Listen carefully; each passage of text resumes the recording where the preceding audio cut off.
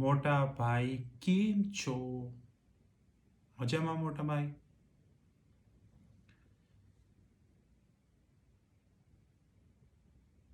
आज से बहुत साल पहले मैंने सॉफ्ट बैंक पे एक वीडियो बनाई थी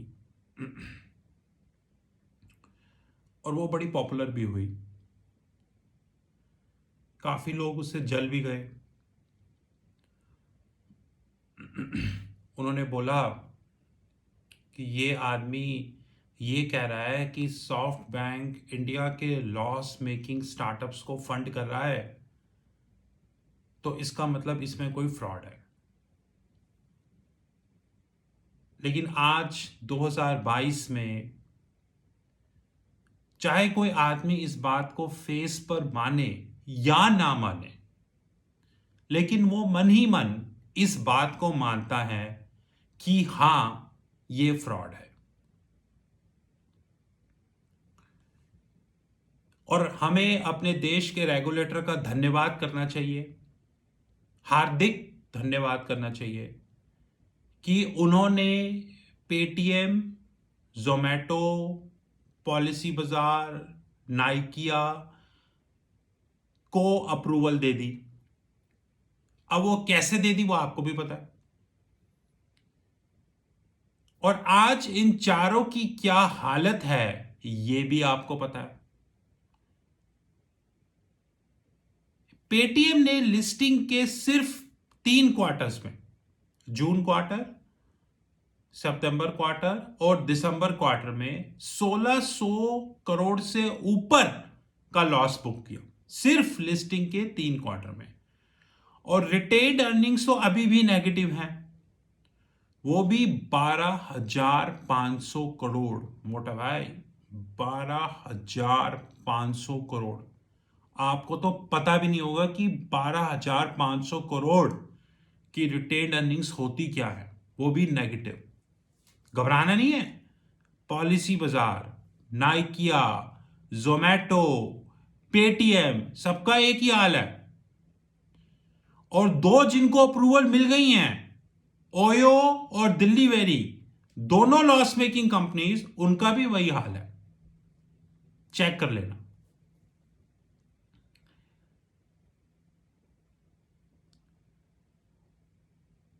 मैं ये नहीं कहता कि मैं आईपीएल का बहुत बड़ा फैन हूं, लेकिन हाँ, जब भी एबी डिविलियर्स बैटिंग करने आते हैं तो मैं कोशिश करता हूं कि मैं उनकी बैटिंग देखूं, अगर मेरे पास समय हो तो।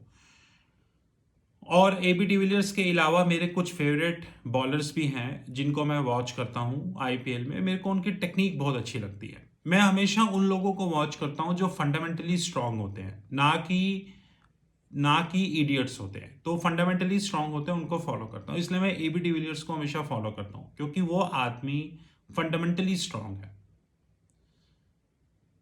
आईपीएल में एक रेगुलर एड आती है, क्रेडिट कार्ड्स। तब शुरू शुरू में मैं आईपीएल देखता था, मतलब कुछ साल पहले मैंने शुरू किया, तो मैं थोड़ा हैरान होता था कि यार, इस कंपनी का बिजनेस मॉडल क्या है, मतलब क्या करती है ये कंपनी। फिर धीरे धीरे मैंने इस कंपनी पे रिसर्च करना शुरू किया गूगल पे, तो मुझे पता चला यार, इनका बिजनेस मॉडल तो कुछ भी नहीं है। क्या बिजनेस मॉडल है इनका?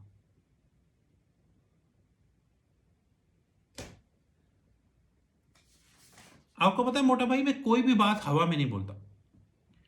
मैं पहले गूगल पे जाता हूं, उस पर रिसर्च करता हूं, आर्टिकल ढूंढता हूं, और फिर उसका डेटा बनाता हूं, और फिर उस पर बात करता हूं। हवा में कुछ नहीं बोलता हूं। फाइनेंशियल ईयर 19 में इस कंपनी का लॉस था 61 करोड़। फाइनेंशियल ईयर 19 में। फाइनेंशियल ईयर 20 में इस कंपनी का लॉस था 360 करोड़। इसे बोलते हैं अचीवमेंट, अच्छे दिन। कि फाइनेंशियल ईयर 19 में आपका लॉस था 61 करोड़ और फाइनेंशियल ईयर 20 में हो गया 360 करोड़। ये होते हैं अच्छे दिन। और फाइनेंशियल ईयर 21 की परफॉर्मेंस तो अभी से आपको गैस हो ही गई होगी। अक्टूबर 2021 में इस कंपनी ने $251 मिलियन, 251 मोटा भाई, 1600 करोड़ के आसपास बनता है ये, 1600 करोड़ रेस किए 4 बिलियन की वैल्यूएशन पे। 4 बिलियन मोटा भाई, पता है कितने होते हैं 4 बिलियन?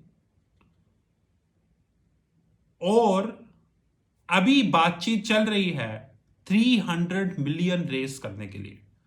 300 मिलियन पता है कितने होते हैं आपको मोटा भाई? पूछो जरा। वैल्यूएशन कितनी? 6 बिलियन।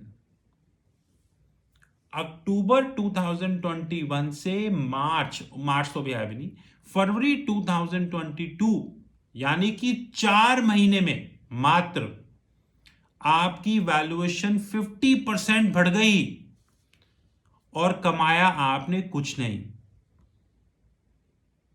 कभी वो जो जिसने जूवलिन थ्रो की थी ओलंपिक्स में, कभी उसको पकड़ लिया, कभी किसी गाने वाले को पकड़ लिया, कभी किसी क्रिकेटर को पकड़ लिया और उनसे ऐड करवा रहे हैं।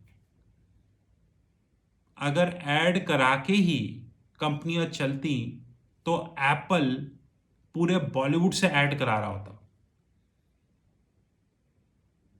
लेकिन ऐसा नहीं होता। एनीवेज, पहले मैं सोचता था कि वेंचर कैपिटलिस्ट सी हैं, सी जो लॉस मेकिंग कंपनीज में पैसा लगा रहे हैं और उनको उम्मीद है कि कभी ये कंपनीज प्रॉफिटेबल होंगी और ये प्रॉफिट कमाएंगी, जहां से वो अपना रिटर्न कमाएंगे। लेकिन बाद में अभी रिसेंटली जब पेटीएम को अप्रूवल मिला, उससे पहले जोमेटो को अप्रूवल मिला, तो मेरी समझ में आना शुरू हुआ कि एक्चुअली गेम ये नहीं है, गेम कुछ और है। और गेम ये है कि रेगुलेटर पहले से ही सेट है, पहले से ही सेट है। और वो कैसे सेट है आपको पता है? क्योंकि कोई भी इन्वेस्टर लॉस मेकिंग कंपनी में पैसा नहीं लगाएगा। ये वेंचर कैपिटलिस्ट और प्राइवेट इक्विटी जो कंपनीज होती है मोटा भाई, आपको क्या लगता है इनका ये पैसा किसका होता है? ये इनका होता है? नहीं, ये पैसा इनका नहीं होता मोटा भाई, गलत बात। ये पैसा एक एचएनआई का होता है, हाई नेट वर्थ इंडिविजुअल, या ये पैसा होता है फैमिली ऑफिसेस का। फैमिली ऑफिसेस क्या होते हैं? जैसे मैं एक एग्जांपल दे रहा हूं आपको, जैसे कि बिल गेट साहब हो गए या जैक मा साहब हो गए, इनके पास बड़ी वेल्थ होती है। ये लोग अपना एक ऑफिस बनाते हैं, ऑफिस मतलब कि कुछ ऐसी टीम बनाते हैं जो इनकी वेल्थ को इन्वेस्ट करती हैं, तो उन्हें फैमिली ऑफिस बोला जाता है। वैसे ट्रेजरी कंसल्टिंग का भी फैमिली ऑफिस है, लेकिन छोटा है, इतना बड़ा नहीं। तो ये कोई भी वेंचर कैपिटलिस्ट, प्राइवेट इक्विटी अपनी जेब से पैसा नहीं लगाता मोटा भाई। वो पैसा किसी एचएनआई, किसी किसी फैमिली ऑफिस, या फिर, समझ गए? वेरी गुड, उसका भी हो सकता है। वैसे उसका ही होता है आजकल। तो अब वो पैसा जब आपका नहीं है, राइट मोटा भाई, तो आप उस पर रिस्क क्यों लोगे? नहीं लोगे। एग्जाम्पल, आपको किसी ने बोला कि यार मैं कौन सा लैपटॉप लूं, तो आप उसको बेस्ट लैपटॉप रिकमेंड करोगे। अच्छा, 4 ऑप्शन दोगे कि यार सोनी का ले ले, एचपी का ले ले, तू उसको छोड़ यार, तू सीधे एप्पल का लैपटॉप ले, वो बहुत बढ़िया है। लेकिन जब आपकी अपनी बारी आएगी अपने पैसों की, तो आप बोलोगे यार बजट थोड़ा टाइट है, एचपी का ही ले लेते हैं, एप्पल महंगा है, काम चल जाएगा अपना। लेकिन आपका दोस्त पूछेगा, आप बोलोगे नहीं यार नहीं, तू एप्पल का ले, एप्पल का बढ़िया है। तो मोरल ऑफ द स्टोरी क्या हुई कि दूसरे के पैसे को हम तरीके से इन्वेस्ट करते हैं क्योंकि वो दूसरे का होता है। क्रेड आज 6 बिलियन की वैल्यूएशन पे बात कर रही है, $300 मिलियन और रेस कर रही है। सिर्फ कुछ सवाल। पहला, ये कौन से सी हैं जो लॉस मेकिंग कंपनी में पैसा लगा रहे हैं? पहला। दूसरा, क्या ये पैसा जो लग रहा है, अक्टूबर में 250 मिलियन रेज हुआ, अब 300 मिलियन रेज हो रहा है, क्या ये किसी एचएनआई का है, हाई नेटवर्थ इंडिविजुअल, या ये पैसा किसी फैमिली ऑफिस का है, या ये पैसा, समझ गए, उनका है? तीसरा, अगर ये पैसा जिसका भी है उसकी डिटेल्स क्या कभी पब्लिक में आएंगी? नहीं। चौथा, किस ने ये 4 बिलियन की वैल्यूएशन निकाली? एक कंपनी जिसने आज तक कभी प्रॉफिट नहीं कमाया, जैसे कि पेटीएम, जोमैटो और बहुत सारे, वो कंपनी की वैल्यूएशन तो 0 भी नहीं हो सकती, तो 4 बिलियन तो दूर की बात है। और इस कंपनी को तो खुले हुए ही बहुत रिसेंटली टाइम हुआ है। ये तो ऐसा भी नहीं है कि पेटीएम जैसे 10 साल हो गए, वैसे वाला हाल भी नहीं है। अगर पेटीएम की हालत देखने के बाद, जोमैटो की हालत देखने के बाद, नाइकिया की हालत देखने के बाद भी कोई इसमें पैसा लगा रहा है, तो इसका मतलब उसको 200%, सोनी 200% यह पता है कि उसको आईपीओ अप्रूवल मिलेगा। आज नहीं मिलेगा, 1 साल बाद मिलेगा, 2 साल बाद मिलेगा, लेकिन मिलेगा। और हम क्या कर रहे हैं मोटा भाई? कुछ नहीं कर रहे। हम कुछ नहीं कर रहे। हम बिजी हैं हिंदू मुस्लिम में, बीजेपी कांग्रेस में और इन जैसे इश्यूज में। क्या आपने कभी गौर किया मोटा भाई कि 250 मिलियन डॉलर क्या कोई ₹2 होते हैं? 250 मिलियन, ये कहां से आए? क्या ये डिटेल्स कभी पब्लिक में आएंगी? क्या ये पैसा जब इन्वेस्ट हुआ इंडिया में, तो क्या आरबीआई को पता नहीं था कि इस पैसे का एक्चुअल इन्वेस्टर कौन है? क्योंकि इंडिया में अगर कोई डॉलर आता है तो आरबीआई के रूट से आता है, बगैर आरबीआई के रूट से तो आ नहीं सकता। हवा में तो आ नहीं सकता ना कि नारद मुनि ऊपर से आएंगे और आपको दे जाएंगे, वैसा तो सिस्टम ही नहीं। तो क्या आरबीआई के पास इस चीज की डिटेल्स नहीं है कि ये जो वेंचर कैपिटलिस्ट और प्राइवेट इक्विटी फंड्स जो पैसा ला रही हैं, ये कहां से आ रही हैं?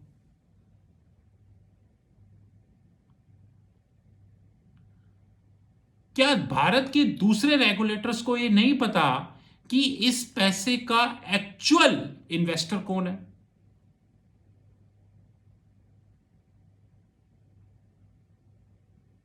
कभी सोचिएगा।